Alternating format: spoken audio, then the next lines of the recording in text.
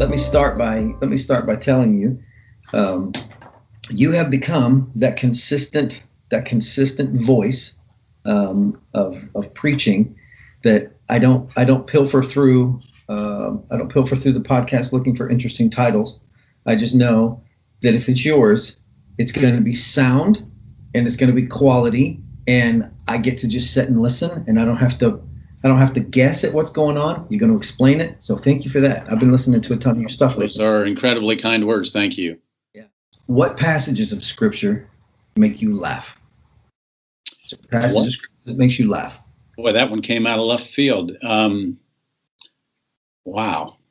I don't know if laughter is the right word for it, but there's a passage in the Psalms that I ran across the other day, and it is God speaking to people who misuse Scripture and who are using it for their own ends, saying, "What right do you have to take my words into your mouth?"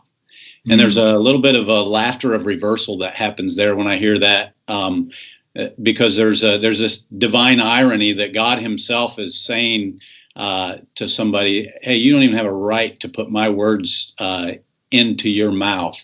Right. And when I see people taking things out of context wantonly, I get a little bit of a kick out of that. Yeah, that's good. That's good. I love the passage in Job where where Job has just been antagonizing God about the injustices of his life.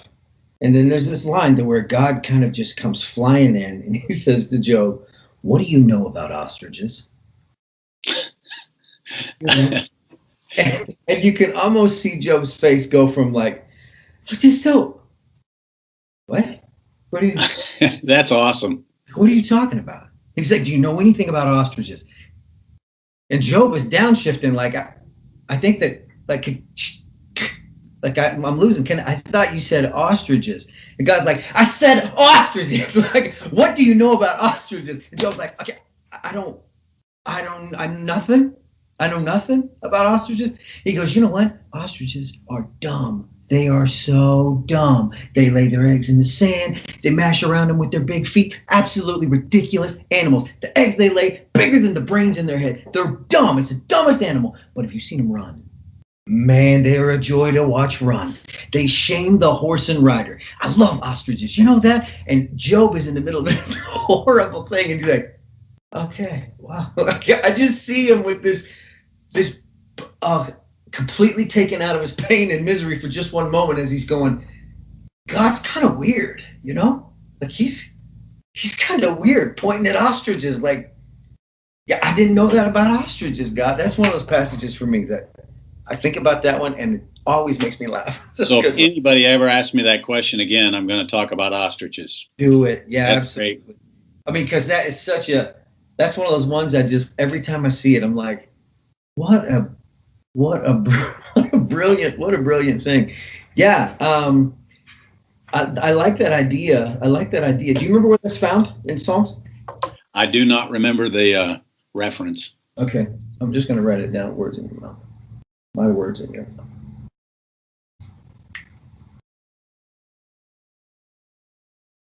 That's really good.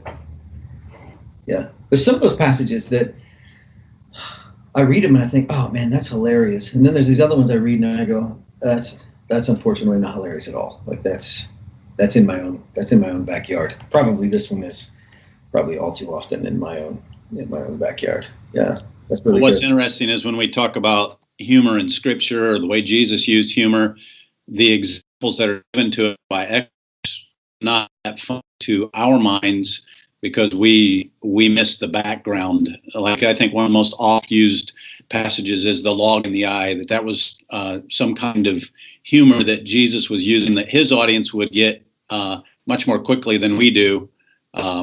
Whereas examples like the one you just gave are the things that would strike us funny. Maybe they weren't even intended to be funny. Yeah, probably so. Yeah, that's good. I think that's part of the reason why Ozark was such a good experience for me, because they did such a good job of laying out the importance of historical context. and understand. And there's so many, and I'm sure other schools do a fine job of teaching that. I only went to Ozark, and one of the things that I've heard over and over from other people is that same thing of, a passage is pulled and we'll just use it, and you don't get the richness of what came in behind it. And man, I really felt like Ozark did a wonderful job with that. And when you hear it done, when you hear somebody do that poorly, or kind of modernize it, not just illustration, but to like take that and put it here, and it's kind of like, man, that it's like the wrong fit, it's like even if the point they're making is correct. Absolutely right. Absolutely they right. May not be doing damage to the truth, but they're doing damage to the context and intent of the passage. And we've all done it. Absolutely. As a young preacher, my dad's a preacher, and I would call him excitedly, tell him about the message that I had ready for the next day, and he'd say, "Well, that's really good, son, but I hate to tell you this, but that's not what that means." And I would say, "Well, Dad, that's what it means tomorrow. This is written. It's done. It's going to be tomorrow." So, and I know I've done the same thing and probably will continue to do the same thing over and over and over. But understanding that is a thing that, like, Jared, commit yourself to the historical context. I mean, commit yourself to really digging in and trying to nail that down as best you can. I mean that. But you know what? When you do that hard share work, and there's so much richness that comes out of that. So much richness that comes out of that. That's a good deal.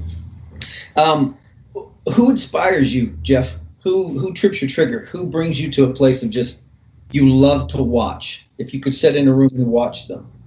Well, you've already mentioned his name, but I love listening to Mark Scott. Yeah. Because there's that intellectual aspect and academic aspect of what he does, but he's so good with all the other aspects of it as well. And never heard him preach a bad sermon.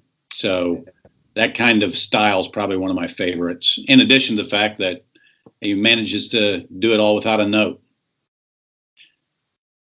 The other day, I heard him talking about preaching on Easter, and he was approaching an Easter sermon, and he told his wife the night before, I don't have anything. This isn't a good sermon. I don't have any good illustrations. And she said, "Well, you don't illustrate Easter. The resurrection of Jesus Christ is the power, not your illustrations." And he actually turned that into an illustration and shared some of the most compelling stuff on the resurrection, freshest stuff that I'd heard in a long time. And immediately I started writing it down, and I'm ready for April because of listening to Mark Scott. Yeah, exactly right. Yeah, that's incredible. That's incredible. Have you had experiences like that to where you are coming in at the end of the week empty-handed, like you worked at it, you dug deep, but you're coming in empty-handed, and then like in some just strange stroke of inspiration, it just shows up in your hand? Have you had this experience? More times than I can count. I'd say that happens more often than not, because we're the more you are saturated with the text, and the more you're spending time musing, and what's the Hebrew word for meditate? Mutter. And so you're muttering to yourself on that text and just running it over and over in your mind and mulling it. And it's kind of like you're buying a new car, and then when the car you're thinking about buying, every time you're on the road, you see it. And so you start to see everything through the eyes of that text and that subject when you're really letting it infiltrate your mind and heart. And a lot of times just at the last moment, or even on your feet, those illustrations come. Yeah. Daga, right? The Hebrew Pardon? word daga. Yes. Right. Yeah, Hebrew word daga. Yeah. I was looking that word up coincidentally just last week. I was preaching from Psalm 1. He who delights himself in the law of the Lord and meditates on it day and night. Okay. Looking at that word meditate. And so what's interesting is if you take the word, take the Hebrew word, which I think it's spelt with an H when it's transliterated, I guess. I put in Greek or I mean Hebrew for the word meditate, something on. Anyway, it pulled up a YouTube video, and I thought, now that's weird. Like that's not. I can't even remember what I was looking at, but there was a link to a YouTube video, and I pulled it up, and I was like, what is this? It was so interesting because what it pulls up is a whole I guess a litter, maybe a pride, clutch of lions, like little babies, and they're gnawing at meat, and all you get from the sound is nang, nang, nang, nang, nang, nang, nang, nang, nang, and it's this onomatopoeia of just chomping away, chew on this, it was a really cool. Yeah, that's even richer. Yeah, it was a really cool. And I don't like to use a lot of video and stuff when I preach. I don't do that. I don't do that very well. I don't. Number one, I don't want to spend the time looking for that stuff. But when I saw that one, I was like, golly, like you can't. Showing that, yeah. Yeah, you just got to show it. And I said, look, I don't like to do this, but you got to see this. This is just so cool. And what the word meditate means, and it came on, and it's just lions in the sanctuary, just gnawing away. It was really cool. Later on, people were like, you know what, like that, I wasn't expecting to see that when it came. I'm like, I know, like it's pretty good. It's a pretty good word, So I think it reminds us that old guys like us can talk to ourselves too, and it's all right. That's a fact. Walking around just mumbling stuff and cranking stuff through, putting it through the grind. Yeah. You mentioned something like, and I don't remember how you phrased it, something about on the fly or in the moment to win that an inspiration, and the Holy Spirit just speaks something to you. Yeah. A few weeks back, I had a sermon prepared, and I had 2 points, and then my third point I left blank because I was like, "There's a third point here," and I know there's a third point, and I was absolutely convinced of it, but I wasn't convinced on what it was. I was just like, "Okay, well, let's go with the 2, and we'll see if we give a third later, I guess." And man, I tell you what, slammed the first one, I was so proud of it. Slammed the second point, oh, so proud of it. Coming to the third, feeling real insecure. And I mean, just this stroke of just heavenly brilliance. And I'm like, oh, that is so good. I talk about it afterward. Everybody comes up, hey, you know what? That third point, powerful. I'm like, yeah, that's not mine. That wasn't, of course, you like that one. You would. On the rare occasions that I have that stroke of heavenly brilliance, it usually comes after the sermon's over and I realize I did it all wrong. that happens too. That happens to me too. Or it can be like last week as I continued to think about the text and the outline all made sense, but there wasn't that how, that so what at the end of the sermon. And I met with a preacher friend of mine, he had no idea what I was preaching on. So I told him and I said, how would you do that? And his answer just immediately was the epiphany that I've been looking for. He didn't even hesitate. Like, this is something I've been gnawing on all week and don't get it. And in an instant out of his personal walk with God, bam, he had the answer. Yeah. And of course, his answer became my answer for Sunday morning. But was this the final point in one of your last sermons on until your affections change? That was it. Yeah, man, that's brilliant. I just come home from the gym and I was sitting in the truck outside before I went into the house and I was finishing up the sermon, and I still have my headphones on, and I'm like, this is really good. And he got to the third one, like, you know what? I asked somebody else, until your affections change. Right. Can you give it to me word for word? Basically, it was something along the lines, you can't get rid of those old affections until you have a new, greater affection. And so I took him out to lunch today, told him what I was preaching on this Sunday, and didn't quite strike the gold like I did last week. But come on, fella, these lunches are expensive. Yeah, that's right. You're not getting an egg roll today. That's exactly right. That was a really great point. And you know what? That's really cool. I worked with drug and alcohol recovery stuff for several years. And that would have been a powerful piece to have back then. That would have been a powerful piece to have back then.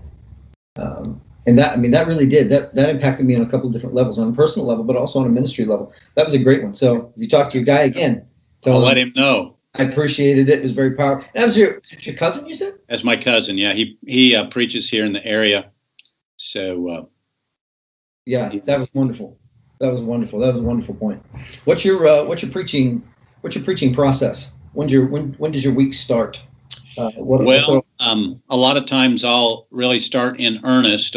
Mapped out kind of where I'm going in the series, but I'll start in earnest on Sunday night, just to get that muttering process going in on Sunday evenings, and then I'll do more on Monday and Tuesday. But my big day is Wednesday morning. Sunday night, Jeff? Yeah, it's just it's not deep stuff. It's just, hey, I'm going to look at this text. I'm going to get this churning around in my mind. I'll feel better about the whole week if it's happening. It's kind of like, was it Dave Stone who said one time, preaching is like giving birth to a child and then waking up on Monday morning and finding out you're pregnant again. And so I just moved that to Sunday night, just enough to get the juices flowing and start thinking about it in your subconscious and knowing some direction. Listen, I'm not sure that I still want to be a Christian come Sunday afternoon, let alone start. Like, it takes me till Monday to where I'm like, am I still in the game? Yeah, I think I'm still in the game. We can keep doing this. Yeah, I think we'll keep doing it. Okay, get your stuff out. Let's start Sunday night. That's pretty good.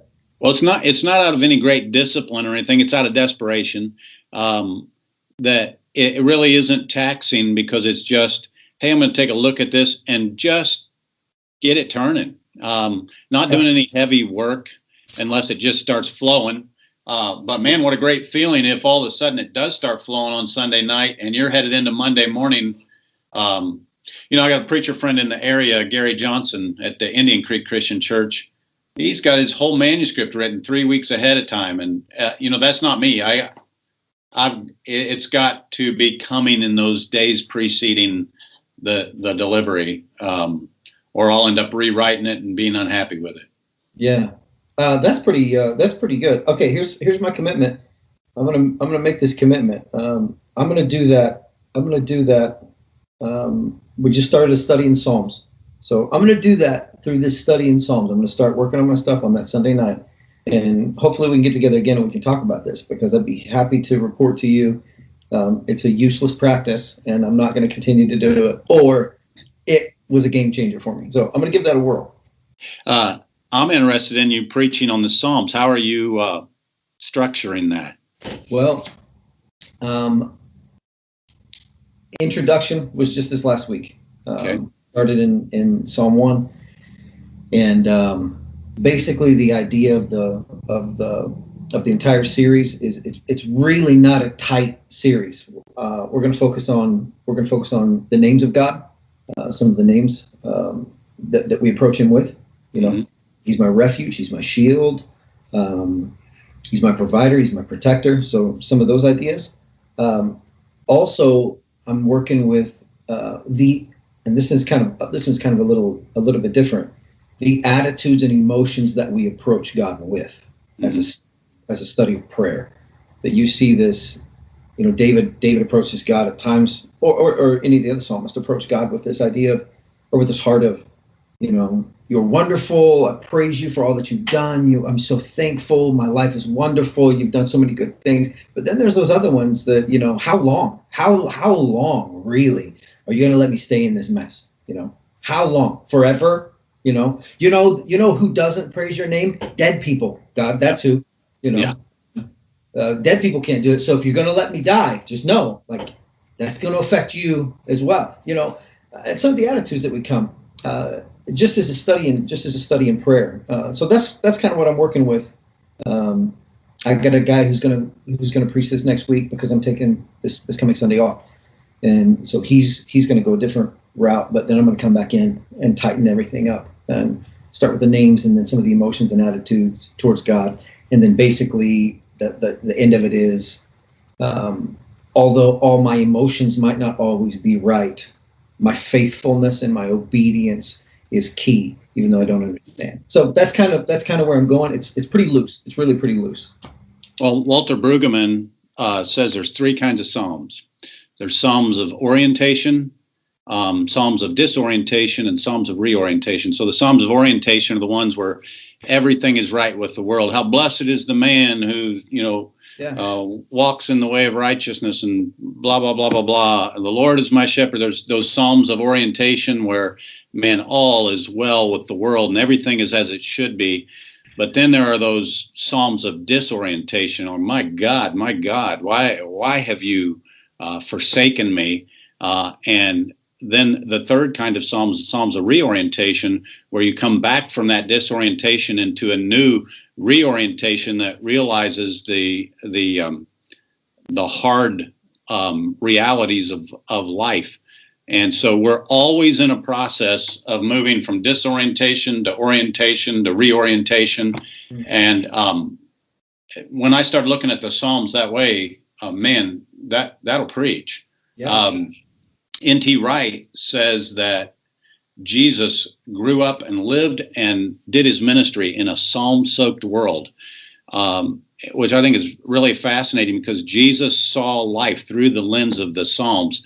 And the Psalms are quoted more than any other Old Testament book by Jesus. And man, I am so convinced that the Psalms are more than something for grandma in the nursing home, or something that we comfort ourselves with at the graveside, as good as it is, as they are for those kinds of things. The Psalms form one of the deepest preaching wells of anything I know in all of Scripture.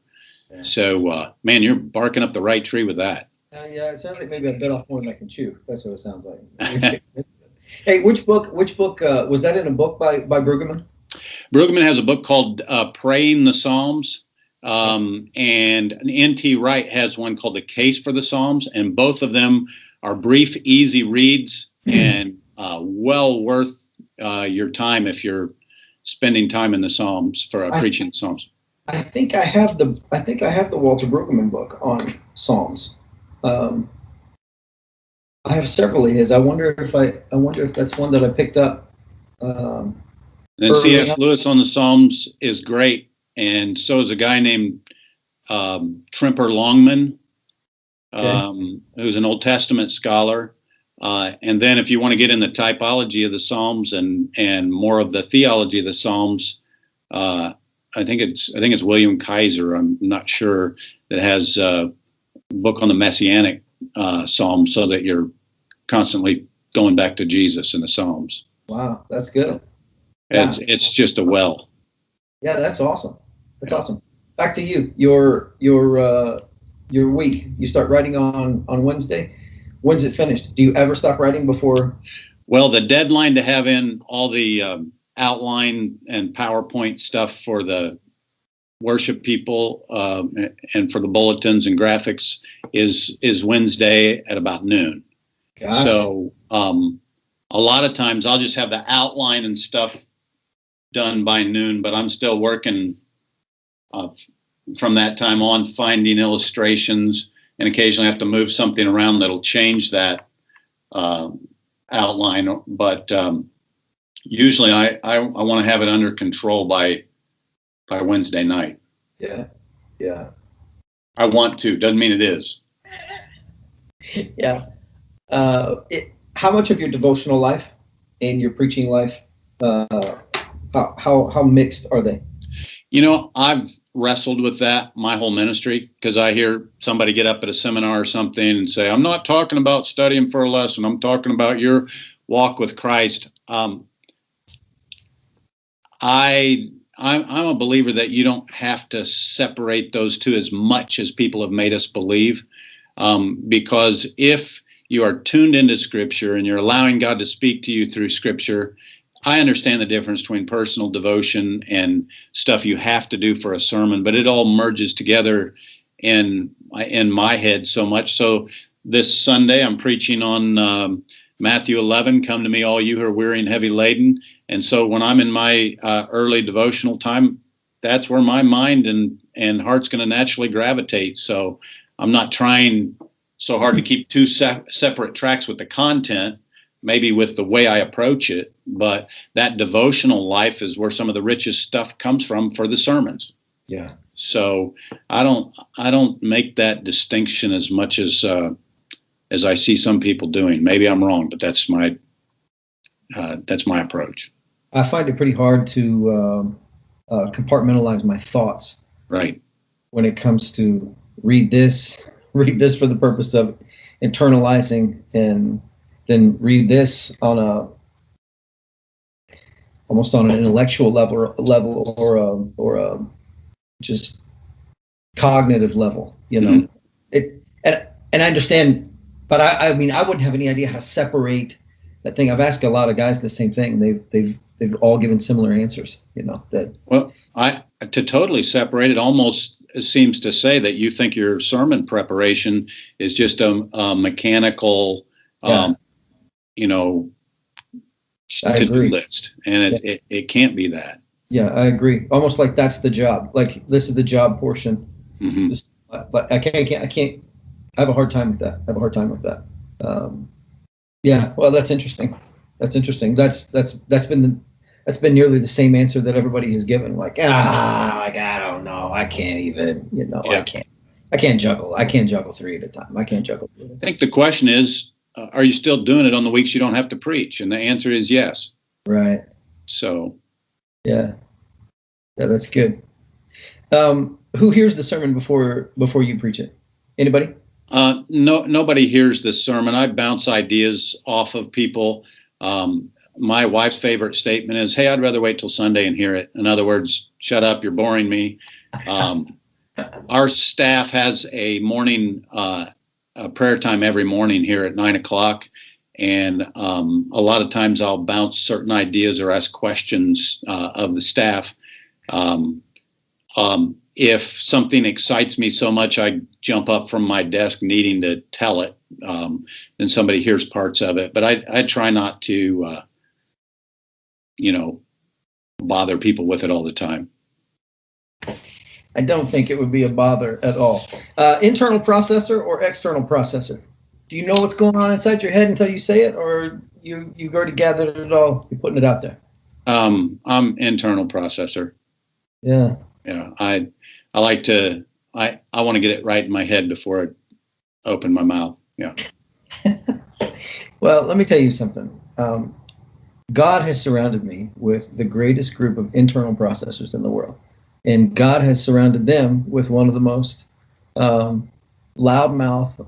External processors, maybe in the county. I don't know. Well, from what I can see, you do a good job of external processing, and sometimes those ideas that come out of somebody's head when they're processing externally can trigger things in other people in incredible ways.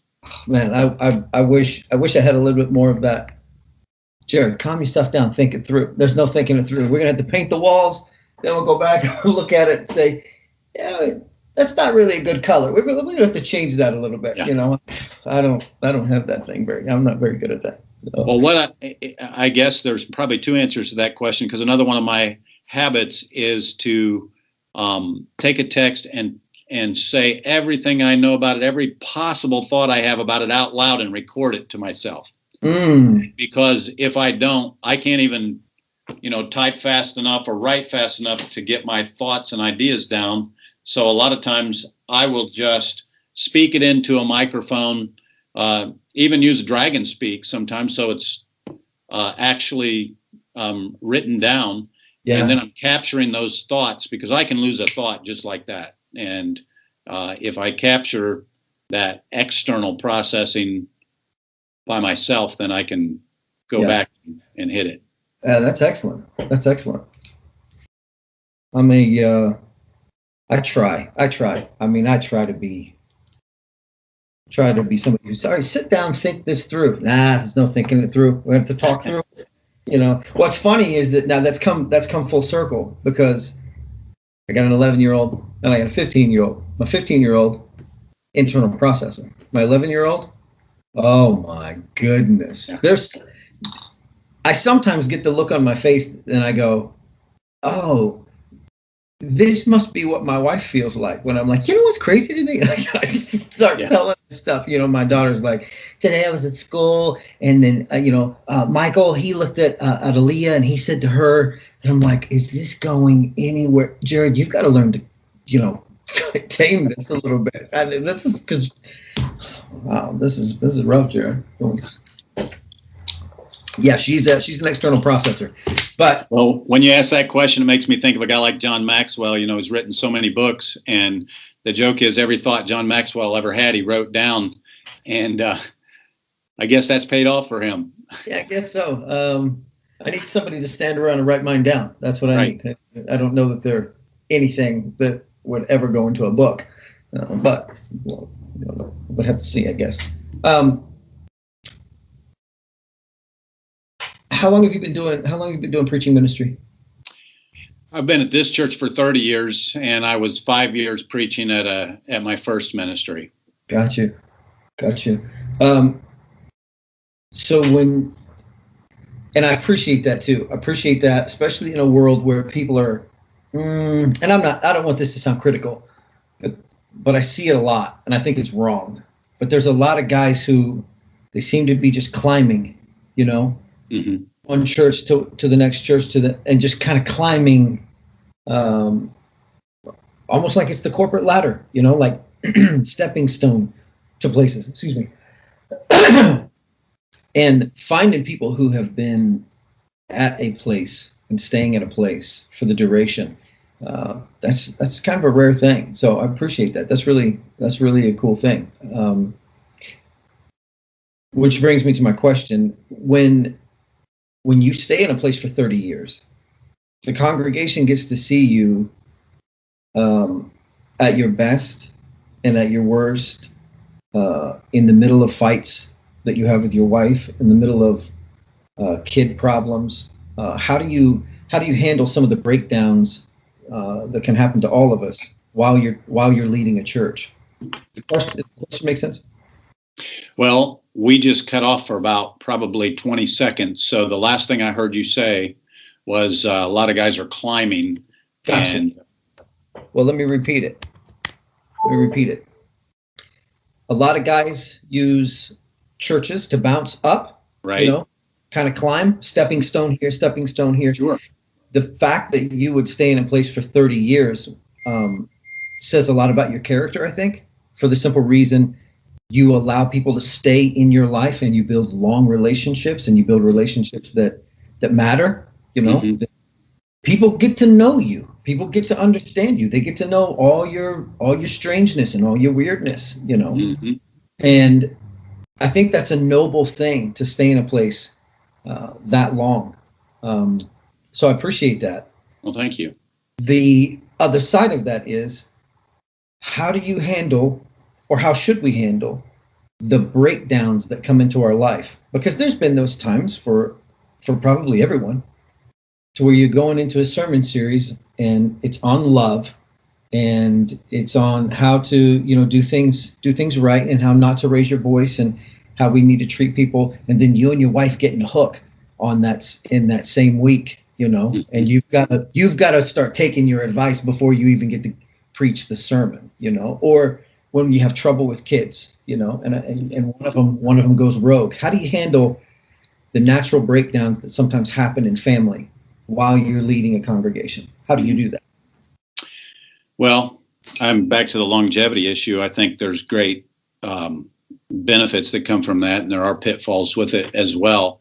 But I think people watching you navigate that kind of stuff in life can actually be a positive thing. And this is going to sound really silly, but I remember years ago, before we were even in this building, we were in another building, and the projection system was on the back wall. And there was something wrong with it during a Sunday night service, back when we still had Sunday night services. I took my shoes off, stepped on a chair that was on the back, reached up to adjust that during the worship time. And there was a lady sitting on the back row, and she turned around and saw me stepping up on that chair with I'd taken my shoes off, and there was a hole in the back of my sock. And she started pointing at that, and like she was just absolutely thunderstruck that I actually had a hole in my sock. Like, he has a hole in his sock, and she's like talking about it. And I kind of realized at that moment that she had this picture of me in her mind, that I wouldn't have a hole in my sock. Everything's right in my world. Right. And I know that's a silly illustration of it, but it's stuck in my mind. And I think when you're somewhere for a long time and they start to see the warts and the difficulties, and the fact that you don't hide those, whether you're having a problem with one of your children, or going through some struggles at home, I think that endears people to you, and they realize, yeah, he's human, he's got issues too, and if he can face these, we can face these. I watched my oldest son, I have 3 kids, go through his wife left him. He was in the military, and his wife left him. And you have to swallow your pride on that and not try to present yourself as the perfect family. And so the more you can even use some of your imperfections by showing transparency in the pulpit and laughing at yourself, even, the sermon you mentioned the other day where I'm just admitting, how do I do that? Why is this still here after 40 years of following Christ? So I think the right level of transparency, I think people learn to appreciate that and realize that it's not some unattainable place that you want to go, but here's a guy that's navigating life with us. Yeah. How would you teach somebody else to do that same thing, to interact with the struggles? Because self-disclosure in the pulpit is a very difficult thing, because you can overdo that, but at the same time you can keep yourself so pulled back that you're absolutely unrelatable. Yeah. How do you? What's the best advice on how to do that? What's the scale on how much to give, how much to keep back? Wow. This is it's so subjective, but you want to give them enough to have hope and realize that you've struggled and worked through those issues too, but not give them so much that they completely lose trust and faith in what you say, or you lose credibility. I always thought Bob Russell was a master at that, where he would admit weaknesses, but it never was so graphic or detailed that you didn't want to listen to what he had to say the next time. And I think just watching people who are skilled at that might be the best way to discover what the right amount of self-disclosure is. Yeah, that's a good answer. That's a tough thing. It's a tough thing. You've been preaching for 35 years then? Yes. A little bit more than that if you include, all the preaching in preparation and seminary and those kinds of things. Right. Where did you go to school? I went to school at CCU. Bob Stacy was my preaching professor, and I remember probably the best piece of advice I got when I started. My dad said to me, son, if you want to learn to preach, preach. And every time I got the opportunity to preach, even when I was busy in school and had other obligations, I took those opportunities, because there's no substitute for the experience that comes with standing up and opening your mouth and doing it. Yeah, that's true. So how many sons do you have? I have 2 sons and a daughter. Uh-huh. Is one of them a preacher as well? Yeah, my oldest son is a cop here in Indianapolis. My daughter is a worship leader and music teacher in Louisville, and her husband is a preacher at Northeast Christian Church in Louisville. And then my youngest son is in a church plant in Boston. Oh, wow. That's cool. Yeah. That's cool. So what about so it's just 3 generations of preachers, or is there? It goes back further than that. My dad's a preacher. His dad's a preacher. His his dad's dad was a circuit riding Methodist preacher, and then my son is a preacher. So there's, well, I think one day we were at my grandmother's 80th birthday party or 85th birthday party, and with cousins and uncles, there were like 17 or 18 preachers. So there's always somebody to give the prayer, you know. Because you can't pray if you're not a preacher. Yeah, that's exactly. Oh, you're a preacher. You should. Yeah. Should pray. Yeah, oh, that's funny. So, you and somebody else. I don't remember who.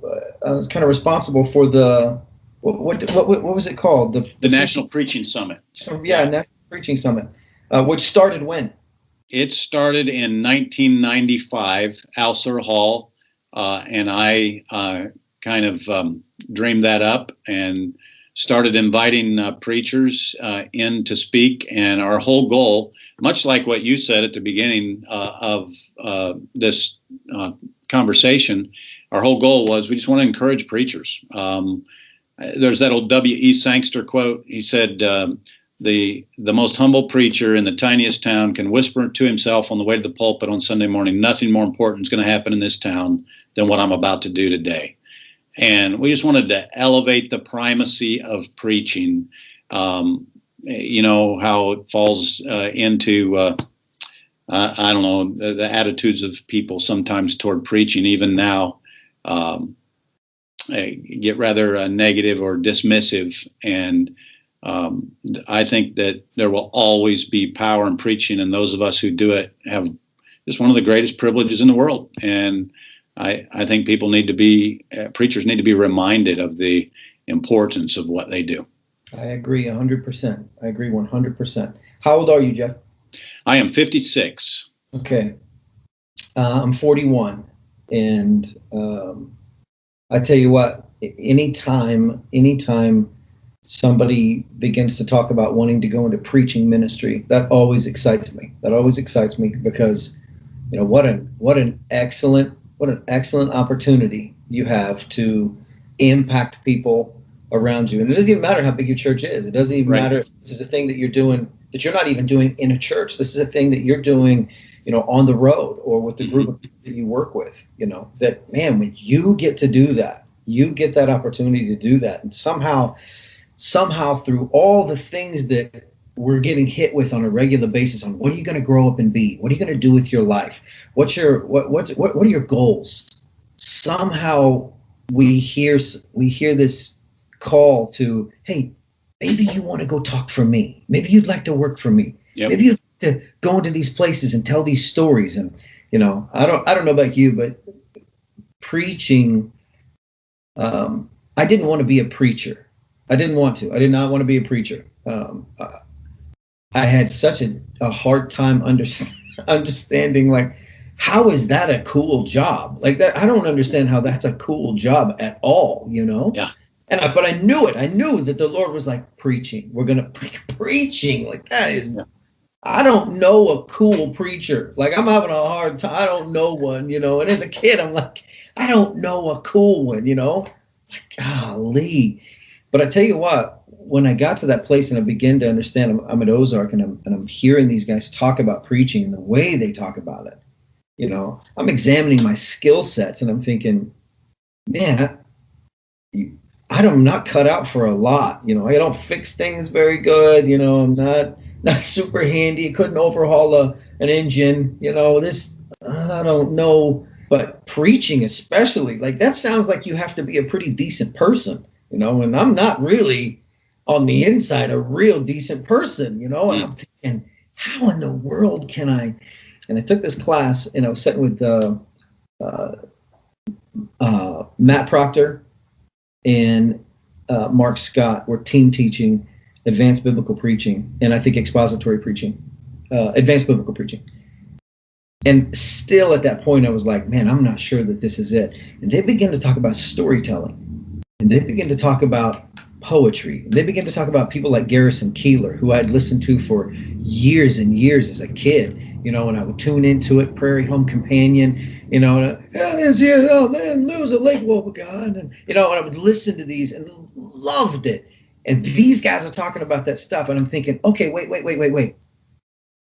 maybe I do have like some ability or passion towards preaching. I just had it in my head that it was something different and weird and disconnected. But like these guys made it a thing of no, filter this through however the weird way God made you and pour it out.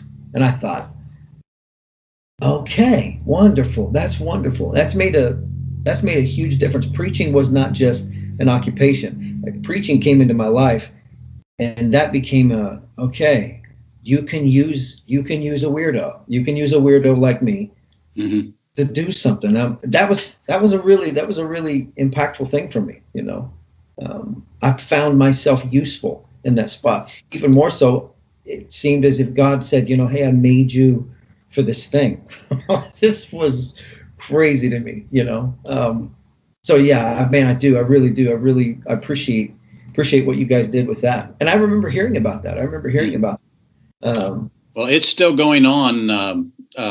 College Press still conducts that and has for probably about 10 years now. So, wow, that's wonderful. In the 35 years that you've been preaching and even doing the National Preaching Summit, and probably all the other types of ministry stuff you've been involved with, how have you seen preaching change over the years? Have you seen a shift in it? Have you seen it take stages? oh yeah. I was taught the old school method. It's more of a deductive type thing. You find your central thesis and you have some main points to bear that out. And then, of course, we were taught all the other methods, but we always kind of gravitated back to that. And the change that I've seen in the last years, last decade or so, really that move toward conversational preaching, and a lot of times maybe not as much structure. The preacher may have a structure in his mind, but there's not so much structure, an outline for the congregation. And occasionally I will intentionally, I like to joke, have a pointless sermon, a sermon without points. But my people are so conditioned to having something to write down on a page of notes or something like that, that usually at least at the end of it, I'll have some application points or something for them to walk away with. So I think the change is, when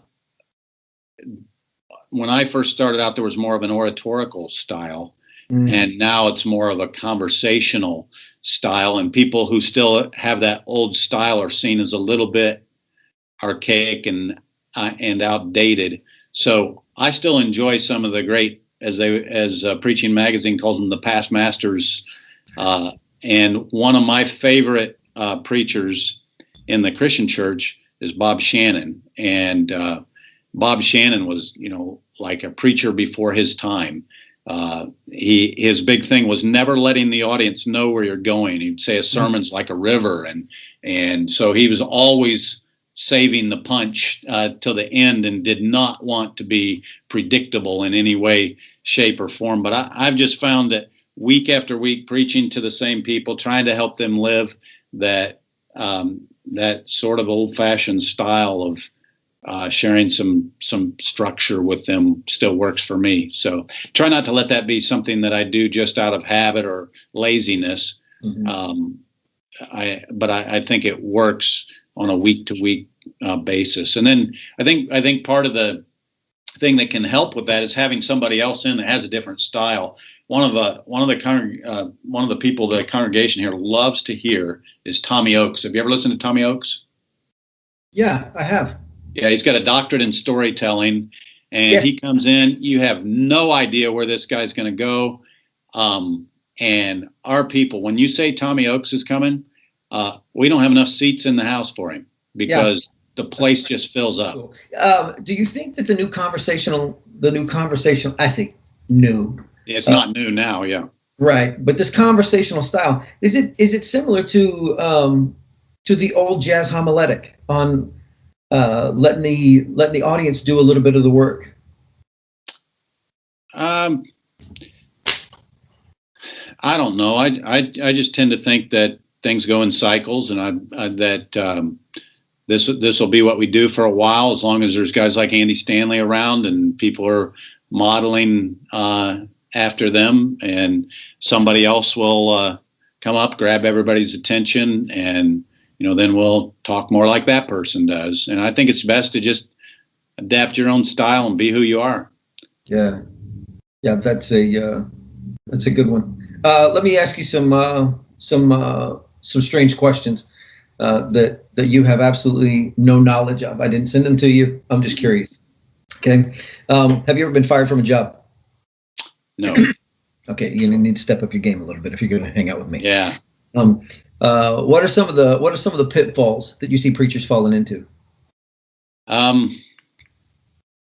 Wow. I mean, there's the most common ones. The moral pitfalls are. I think that laziness is one of the things that they fall into. It can be the hardest job in the world, or it can be something you really take advantage of. And I remember years ago sitting down. I'm 22 years old. I'm in the office of a little country church. I have a yellow legal pad, an open Bible, and a concordance, and maybe one Chuck Swindoll book to find an illustration in, and no idea what's coming that Sunday. And everything is coming out of just your study of the scripture and what comes down on that legal pad. And maybe if you remembered some book that you read, you could, and you had a filing system, you could come up with an illustration. And I liken it to having to learn your multiplication tables, and now you have a calculator.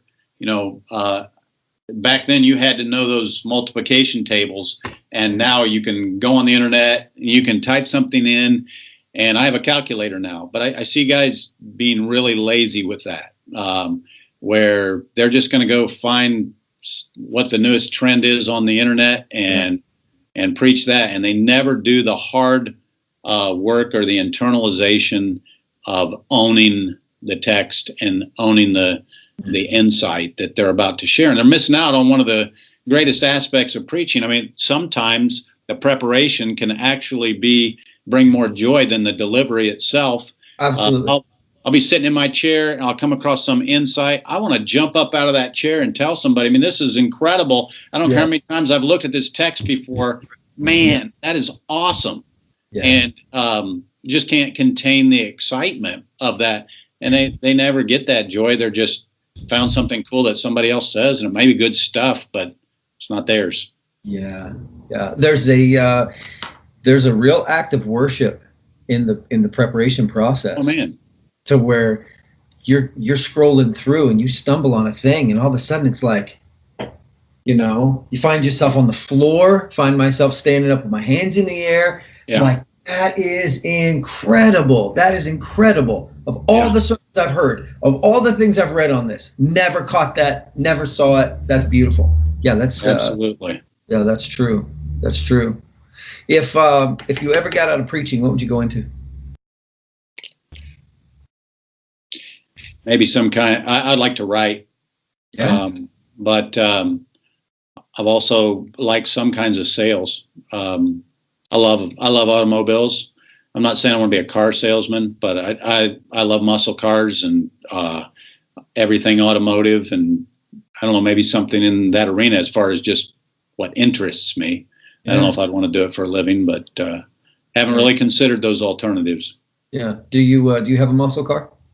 I do not. The last car I had was a '70 Mustang set up in the barn, and I just thought that's too much money to just be sitting up there.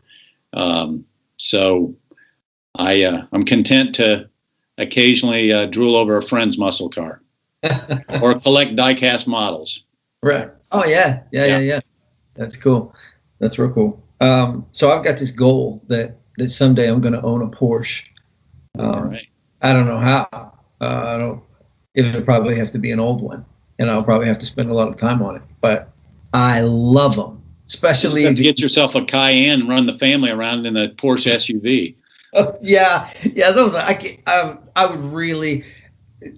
the 15-year-old version of myself would probably beat me up if I did something like that. Be like, are you serious, man? All these years we've been dreaming, and this is what you come home? I'm ashamed of who you are. Like, that's what would happen to me. Well, when my favorite ad for a Corvette, it has this old style picture of a kid sitting at a table, and he's putting together a plastic model of a Corvette, and the caption says, when you were a kid, you made yourself a promise.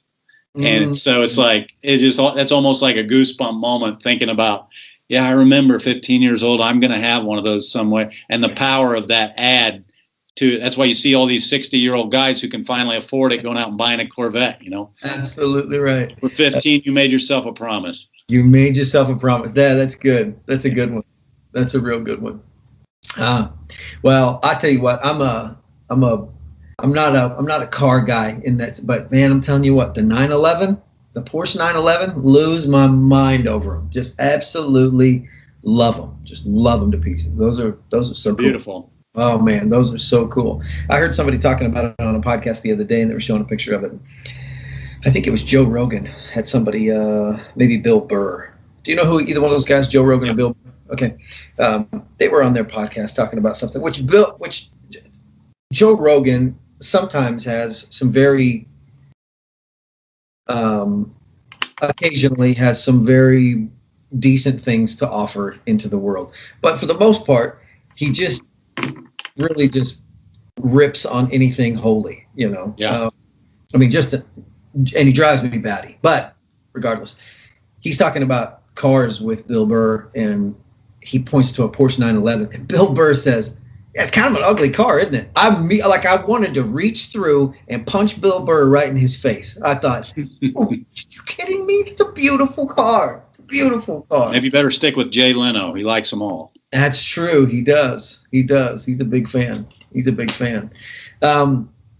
What else? Anything else? Do you collect anything? I have quite a pocket knife collection, and I like to play with RC cars, radio controlled cars. So, have you got into drones at all? No, I've flown them a couple of times, but I don't have one. Yeah. All right. Yeah. Stylists notice complicated hairstyles. Singers notice talented vocalists. What do you notice? Well, this probably isn't the answer you might have thought you would get, but when I was in college, I attended a little church in Cincinnati every Sunday that I was there in town, and there was this non-flamboyant, ordinary preacher that I would hear every Sunday, and I remember sitting and listening to him, thinking, he's not this most incredibly dynamic preacher I ever heard, but he gets on base every single week. There's something substantive every single time I hear the man preach. That's what I want to be. So I notice when somebody consistently puts out solid material every single time, because anybody can develop, 3 or 4 masterpieces and, come in and knock everybody's socks off. And man, that's every perfect illustration and joke and gesture right. But the guy that is feeding the flock week after week after week after week, especially for decades, something different every December 25th and something different every Resurrection Sunday, a new look at that. And he's not repeating his old stuff. That's what I notice, the person that just cranks it out and cranks it out and cranks it out, because the only way they can do that is to be connected to the source. Yeah. And so as a preacher, I notice when a homiletician does that. Yeah. Yeah. If you've got guys in front of you, broke down, the single staff guy in rural America, the worn out preacher in the mega church that's hiding in isolation, the ones who who are wrestling with depression, with the breakdown at home, with a prodigal a son or daughter,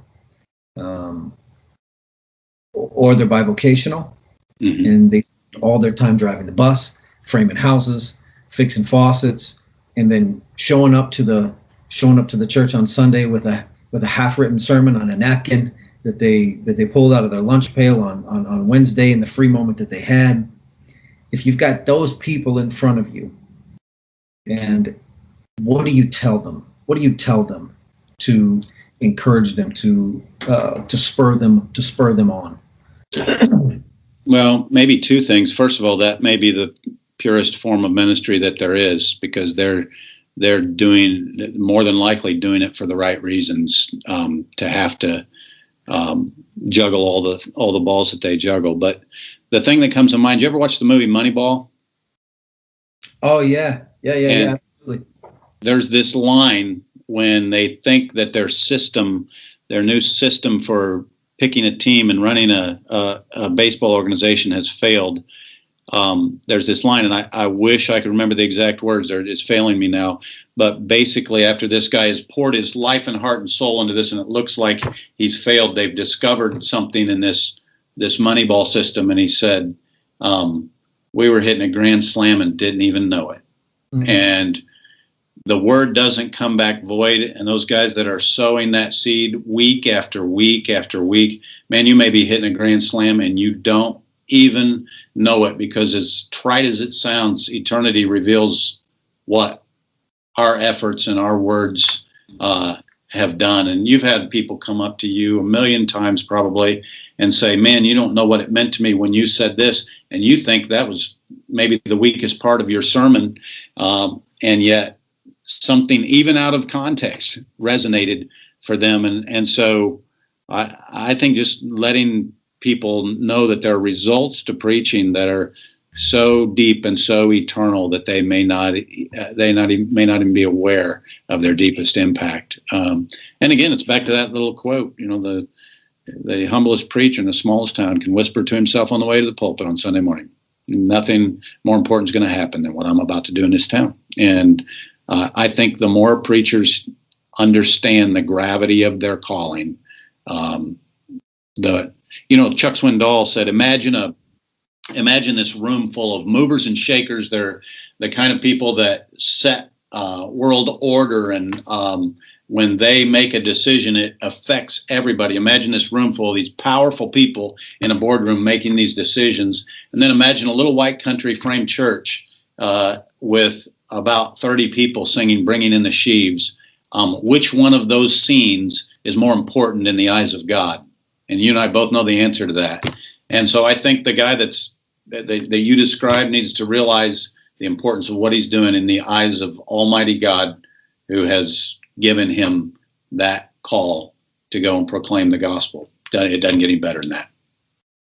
Thank you for sharing that. I appreciate it. Hey. If you don't mind, before I jump off of here, I want to tell you a couple of things about your preaching. All right. I appreciate it. I told you earlier that you become that voice. You become that voice of just consistency, which explains a lot. Which explains a lot in your explanation of you hearing a guy who was always consistent and you saying, I want to be able to be that. That's definitely what you are. You are so consistent in that, and I appreciate that a bunch. Thank you. On a mechanical level, here's the thing that I appreciate a couple things on a mechanical level. The first one, the main one, is this: your ability to take an illustration and make it perfectly match what you're talking about. Is really, really good, because there's a lot of people who will shotgun blast illustrations. You know what I'm talking about? Mm-hmm. Because we're going to be talking about, take the Psalms passage, or we're going to talk about sheep, and you're like, my grandpa had a sheep once, I mean, and then it's just kind of go, I don't know what you know about sheep, but sheep one time, this has zero to do with whatever. It's just because they have the same word in it, we're going to use it. I watched the guy one time show a video before about a gas grill blowing up, and the guy's out there and he puts lighter fluid on it and he's doing some steaks, throws a match on it, blows it to pieces. And I'm looking around, I'm like, okay, well, I wonder where we're going with this. This was his little introductory sermon illustration. And then we got to the sermon and it was nothing even close. I was like, what is I didn't get it. I asked him later. I said, hey, can you reveal to me a little bit what was going on with that illustration? I'm trying to piece it together. Did I miss something? He says, no, today's the first day of summer. And in the summer, you always grill. Yeah. But that's a lot of that's a lot of work you made me do to try to figure that out. What I've noticed with your preaching is just the opposite. You are like, you are like a sniper with yours. They are very, very fitting for the point that you're trying to make, and that's not a thing you see very often. But that's a skill that you possess that I really appreciate, and I'm gonna figure out how to emulate that a little bit better with mine. Thank you for the encouragement. Yeah, I appreciate that.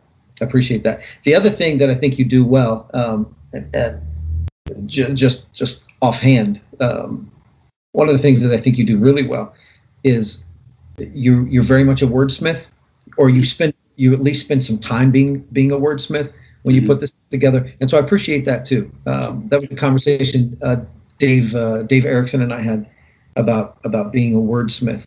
And he does a really good job of that. You do a really good job of that too. But primarily, man, your use of illustration I never get nervous when I hear an illustration coming. I don't get that nervous feeling like, am I going to have to connect all the dots? Yeah, how's this going to fit, right? It's a really good story, and I want to use it. That's what. Perfect. Hey, I know what we're talking about. For the last hour, I've been trying to figure out how an ostrich can work into my sermon. I'm telling you, just meditate on that one just a little bit. Ostriches. That thing that's gold right there. That's gold. Well, let me give you a little bit of encouragement. Love what you're doing here. Anything to encourage preachers, I think, is good. Your ability to communicate becomes very obvious just in a conversation like this, and it's making me say, okay, I want to find his website. I want to hear. Yeah, lost it for a minute. I heard you say go find your website and hopefully just breeze on by it. I think that's how you're finishing that sentence. So. No, I was simply saying I think this conversation could go on for a long time, because you can tell when somebody truly loves preaching or truly promoting preaching, the conversation doesn't end. We could go on and on with this because it's part of who you are. Yeah. And so, man, I commend you for that, and appreciate it. Keep it, encouraging the encouragers, encouraging the preachers. That's incredible. Yeah, it's a wonderful deal. I'm really, really thankful to be part of it. So remember watching Barack Obama on the night he won the thing, and I don't mean anything political by this at all, but the whole "yes, we can" thing, and the way that he was using rhetoric and oratory to motivate the crowd, and how widespread his victory was, even though it was not necessarily something I was in favor of. I was reminded again of the power of speech. Absolutely. And you cannot tell me that it's gone out of vogue, even though people try to insinuate that it has. That communication is still where it's at, and it always will be. And that's why God gave us the written and spoken word. The foolishness of preaching, Yep. How in the world is this going to make a difference? You just watch it make a difference. Yeah. Yeah, that's cool. Absolutely right. So, hey, thank you so much for joining me on this. I appreciate it. Hey, thank you. And how is there a church website that you guys have? There is. I'll email it to you. Very good. I'll email it to you. Talk to you soon. Thank you. Hey, thank you. See you. Godspeed.